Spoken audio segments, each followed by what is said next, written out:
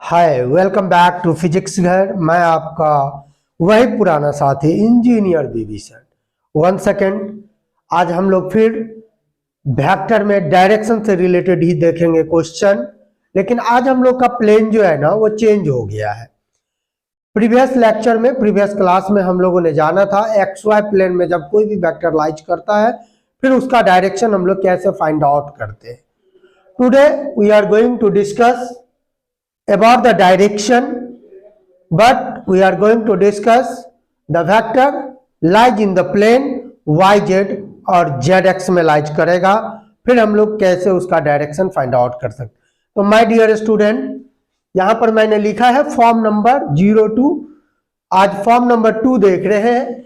If the vector lies in the coordinate system, अगर कोई भी वेक्टर किस में लाइज करेगा, कोऑर्डिनेट सिस्टम में क्या करता हो, लाइज करता हो, और वह जो कोऑर्डिनेट सिस्टम होगा वह प्लेन yz हो सकता है या zx हो सकता है। xy के लिए हमने देख लिया है plane. Then the angle measured in, तब जो हम लोग एंगल मेजर्ड करते हैं वो एंटी क्लॉकवाइज में होगा और नहीं तो क्लॉकवाइज डायरेक्शन में हो सकता है। But it must be mention, आप क्लॉकवाइज में ले रहे हो या एंटी क्लॉकवाइज में मेजर कर रहे हो, यह आपको मेंशन करना होगा, यह आपको बताना होगा, यह आपको लिखना होगा, तभी पता चल पाएगा कि जो आपने एंगल मेजर्ड किया है आइदर इन एंटी क्लॉकवाइज और क्लॉकवाइज। मैंने पिछले केस में आपको बताया था फॉर्म नंबर 1 में कि कोई भी वेक्टर जब एक्स वाई डायरेक्शन में, एक्स वाई प्लेन में लाइज करेगा तब उसका जो हम लोग डायरेक्शन निकालते थे तो सिर्फ यही बोलते थे कि आप क्या करो, गिवन जो प्लेन दिया हुआ है उसमें पॉजिटिव एक्स एक्सिस से एंटी क्लॉकवाइज में तब तक चलो जब तक कि आपको गिवन वेक्टर न मिल जाए। जैसे मैं आपको एक एग्जांपल के द्वारा समझा रहा हूं। जैसे आपको मान के चलिए कि जाना है बाबा के नगरी देवघर जाना है। अगर देवघर जाने का एक ही रास्ता हो, तब अगर आपका कोई मित्र अगर पीछे छूट जाता है तो उसे रास्ता का नाम नहीं बताना है, सिर्फ बता दो मैं इस धर्मशाले पर रुका हूं, वो आप तक पहुंच जाएगा, समय जो भी लगे।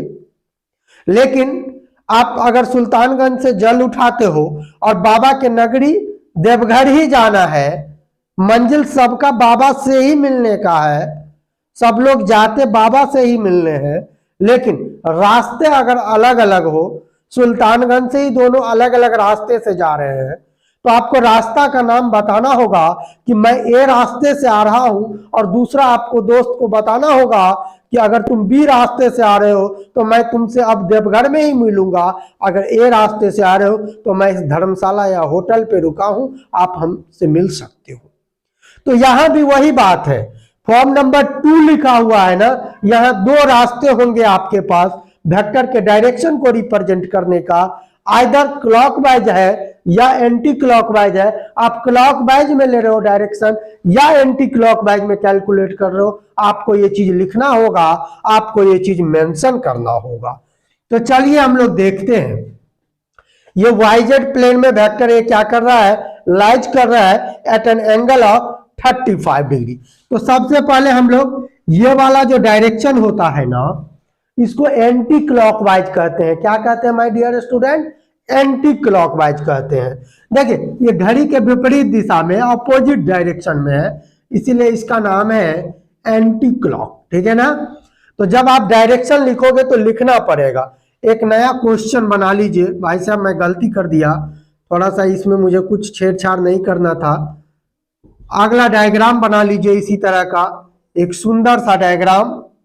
यहाँ y लिख दीजिए, यहाँ z लिख दीजिए, यहाँ वेक्टर a लिख दीजिए at an angle of 35 degree लिख दीजिए। देखिए ये अगर y है तो ये y डैश हो जाएगा, ये z है तो माय डियर स्टूडेंट ये z डैश हो जाएगा। आपको क्या करना है, इसका डायरेक्शन लिखना है। तो सबसे पहले आप क्या कीजिए, y जो 10 डिग्री, 20 डिग्री, 30 डिग्री, 35 डिग्री ऐसे ही बना होगा ये 35 डिग्री। तो आपको किधर से डायरेक्शन लिखना है ये डिपेंड इस पर करता है। तो ये वाला एंटी क्लॉकवाइज है। क्या है ये, गिवन वेक्टर तक आपने जो चला इसका नाम है एंटी क्लॉकवाइज डायरेक्शन। ठीक है ना।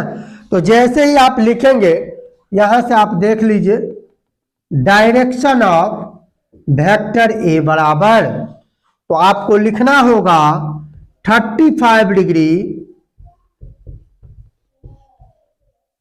Anti clockwise direction from positive Y axis, देखिए from positive Y axis in Y z direction. Direction of vector A is equal to 35 degree, anti clockwise है तो एंटी क्लॉकवाइज लिखिए, from positive Y axis in Y Z plane में। देखिए Y axis भी दो है, एक पॉजिटिव एक निगेटिव है, यहां भी जेड एक्सिस दो है, एक पॉजिटिव है एक निगेटिव है। क्लियर है। तो 35 degree anti clockwise direction from positive Y axis in Y Z plane.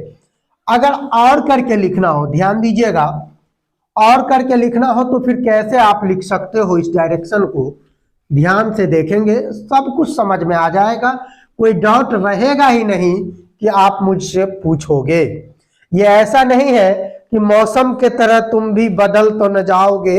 अब ऐसा नहीं है कि अब ये तुरंत बदल जाएगा कॉन्सेप्ट, भाई साहब ये कॉन्सेप्ट वगैरह नहीं बदलने वाला है, ये लाइफ टाइम यही रहने वाला है। और करके अगर आपको लिखना है ना तो आप यहां लिख सकते हो डायरेक्शन ऑफ वेक्टर ए बराबर, देखिए ये कितना डिग्री है, ध्यान देना 35, ये टोटल कितना होता है 90, तो 90 में से अगर 35 को माइनस कर दोगे ना तो ये 55 डिग्री बचेगा। कितना डिग्री है? 55 डिग्री। और ये वाला जो डायरेक्शन होगा ना इसको क्लॉकवाइज कहते हैं। क्या कहते हैं? क्लॉकवाइज, घड़ी के दिशा में है ना, घड़ी ऊपर से नीचे की तरफ आता है इसीलिए इसको क्लॉकवाइज पढ़ा। तो इसको लिखो तो सिंपल भाषा में direction of vector A is equal to 55 degree clockwise direction. कौन सा direction? CLOCK, clock wise direction है ये शॉर्ट में, फ्रॉम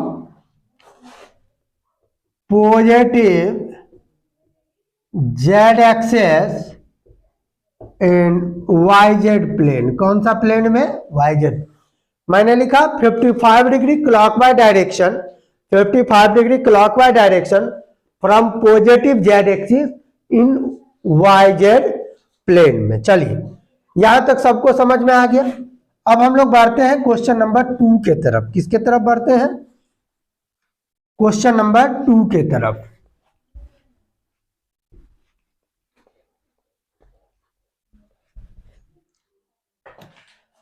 ठंड वगैरह बहुत ज्यादा है तो आप लोग भी पढ़ाई कीजिए। ठंडी बरसात गर्मी तो आते जाते रहेगा, लेकिन उसके साथ अपने आप को एडजस्ट करके क्या करना है, पढ़ाई को निरंतर जारी रखना है। क्वेश्चन नंबर 2 देखिए, यह अगर x है और ये वाला z है और आपका ये वेक्टर b है at an angle of 40 degree है, आपको क्या करना है? डायरेक्शन फाइंड आउट करना है। क्या फाइंड आउट करना है my dear student? Direction find out करना है। ये मान के चलिए x है, ये z है, ये वाला कितना है? वेक्टर b है at an angle of 40 degree है, x डैश है और ये z डैश। ध्यान दीजिए, तो इसका डायरेक्शन कैसे निकाला जाएगा? तो आपको जब बोला जाएगा कि इस वेक्टर b का डायरेक्शन लिखना है तो कैसे लिखेंगे? ये x डैश है, जैसे इधर से इधर आप चलिए, ठीक है, इसके साथ एंगल बना रहा है, मतलब निगेटिव एक्स एक्सिस के साथ ये एंगल बना रहा है। ये वाला जो डायरेक्शन है ये क्लॉकवाइज है। कौन सा है? क्लॉकवाइज है, ठीक है।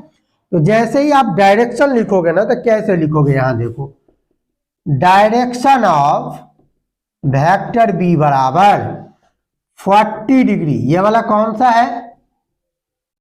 क्लॉकवाइज डायरेक्शन फ्रॉम, ध्यान दीजिएगा, फ्रॉम निगेटिव एक्स एक्सिस। कौन सा x axis? Negative X axis. Clear है ना? पॉजिटिव निगेटिव रिप्रेजेंट करना पड़ता है, दिखाना पड़ता है। From negative X axis in Z X plane.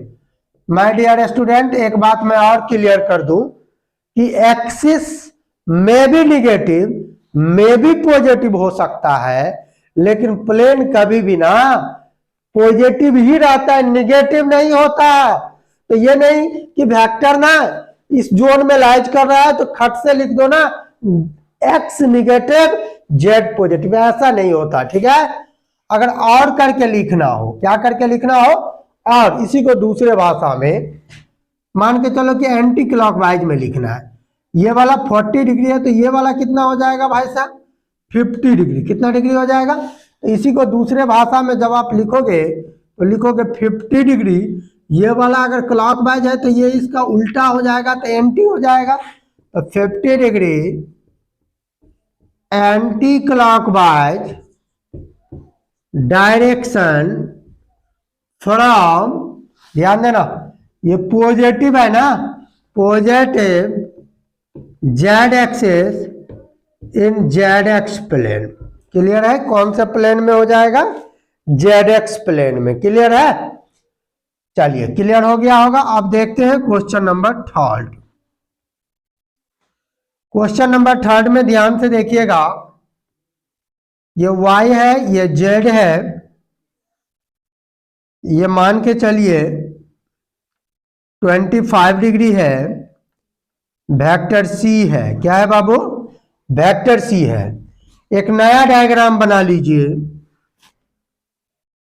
एक नया डायग्राम क्या बना लीजिए। अक्सर याद आती है तेरी मुलाकातें, गाना तो सुना ही होगा, तो इससे कभी न कभी फिजिक्स पढ़ रहे हो तो मुलाकात तो जरूर हुआ होगा। उस मुलाकात को तो आप याद ही रख सकते हो। अरे आप कैसे भुला सकते हो जिससे कभी आपने पता नहीं मुलाकात किए हो। ठीक है, हाउ मच डिग्री, 25 डिग्री।